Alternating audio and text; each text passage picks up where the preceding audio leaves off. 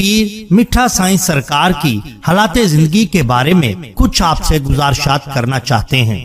محمد عبد الغفار رحمت پوری المعروف حضرت پیر میٹھا سائیں سرکار سندھ کے ایک مخصوص طریقہ ذکر رکھنے والے نقش بندی بزرگ ہستی ہیں، جن کے ہزاروں پیروکار اور معتقدین غفاری حضرات کے نام سے سندھ کے مختلف علاقوں میں پھیلے ہوئے ہیں۔ آپ ایک مذہبی اور علمی خاندان سے تعلق رکھتے تھے۔ آپ کے والد ماجد مولانا یار محمد صاحب بڑے علم و فضل والے تھے۔ حضرت خواجہ محمد عبد الغفار کی ولادت پنجاب کے علاقہ ملتان ضلع کی تحصیل شجاع آباد میں جلال پور پیر والا کے قریب لنگر شریف نامی ایک گاؤں میں ہوئی۔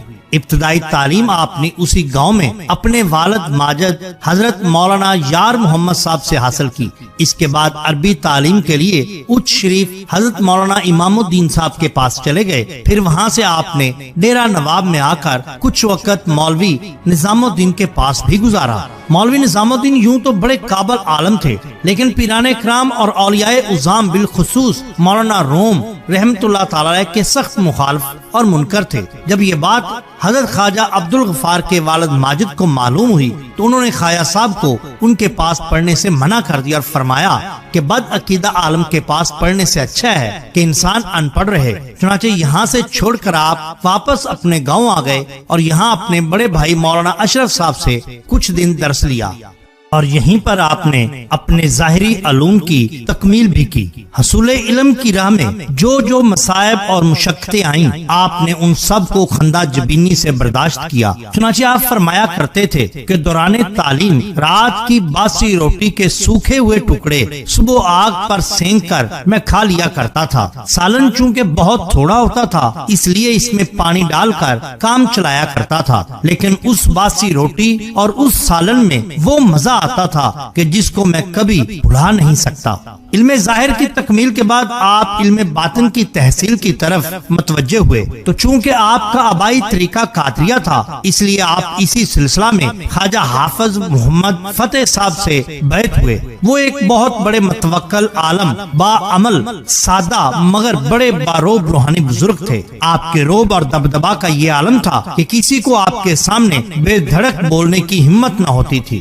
ابھی راہ سلوک کے مسافری تھے کہ آپ کے مرشد کا انتقال ہو گیا اور آپ کے علم باطن کی تکمیل ادھوری رہ گئی۔ مرشد کے انتقال کے بعد آپ کسی کامل رہبر اور ولی برحق کی تلاش میں کافی عرصہ تک حیران اور سرگردہ رہے۔ آخر خدا نے رہبری فرمائی اور خواجہ محمد سراج الدین نقش بندی جیسے بزرگ کے خلیفہ خواجہ پیر فضل علی قریشی رحمت اللہ تعالی کی ذات عطا فرمائی، جنہوں نے آپ کی باطنی تکمیل کر کے آپ کو خلافت اور اجازت سے سرفراز فرمایا۔ آپ رحمت اللہ تعالی علیہ اپنے پیر و مرشد کا ادب اور احترام اور ان سے محبت اس حد تک کرتے تھے کہ جس کی مثال ہمیں شاید دنیا میں نہیں ملتی۔ پیر عبد الغفار صاحب نے اپنے پیر خواجہ فضل علی قریشی رحمت اللہ تعالی علیہ سے اتنی محبت کی کہ اپنا تمام دھن دولت سب کچھ پیر کے قدموں پر نثار کر دیا۔ باغ اور زمینوں کی وہ آبائی ملکیت جو آپ کو ورثہ میں ملی تھی، سب پیر کے لنگر خانے کے لیے وقف کر دی اور خیرات کر دی، حتیٰ کہ اپنی بیٹی بھی پیر کے نکاح میں دے دی۔ اور ادب کا یہ عالم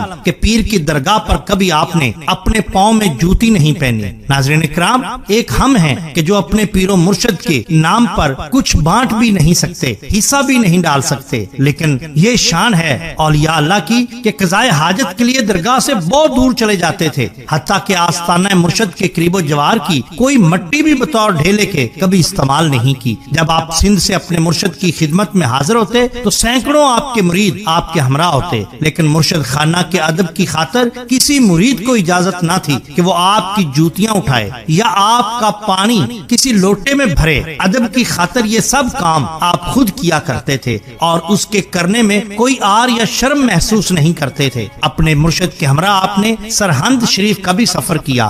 بارگاہ مجددی میں حاضری کا حال بیان کرتے ہوئے آپ نے فرمایا کہ جب میرے مرشد حضرت پیر قریشی سرہند شریف تشریف لے گئے تو بڑے ادب و احترام اور عقیدت کے ساتھ انہوں نے حضرت امام ربانی حضرت مجدد الفسانی کے مزار کو بوسہ دیا، اپنے ہاتھ سے غلاف کو مزار پر درست کر کے رکھا اور اس کے بعد بہت دیر تک مزار کے قریب مراقبہ میں مصروف رہے۔ اس طرح آپ نے لاہور کا بھی سفر کیا اور دہلی کا بھی۔ بہت سے اولیاء اعظام کے مزار پر انوار پر حاضری بھی آپ نے دی اور وہاں آپ محفل سما سے بھی لطف اندوز ہوتے تھے۔ آپ کی مستقل رہائش گوٹچی اسٹیشن نواب ڈیرہ جنکشن سے پھلا اسٹیشن کے قریب گاؤں میں تھی، جس کا نام اپنے احباب کے مشورہ سے آپ نے آشکا آباد رکھ دیا۔ اس کے بعد آپ جنیجو نامی آبادی میں آباد ہوئے اور اس کو بھی چھوڑ دیا۔ اس کے بعد آپ رحمت پور میں آئے اور یہاں پر آپ نے اپنا پکا ڈیرا لگا لیا۔ بعض روایات میں یہ بھی آتا ہے کہ دوستوں کے اصرار پر آپ لاڑکانہ تشریف لے گئے، جہاں اسٹیشن کے قریب ہندوؤں کی کچھ جگہ خالی پڑی تھی،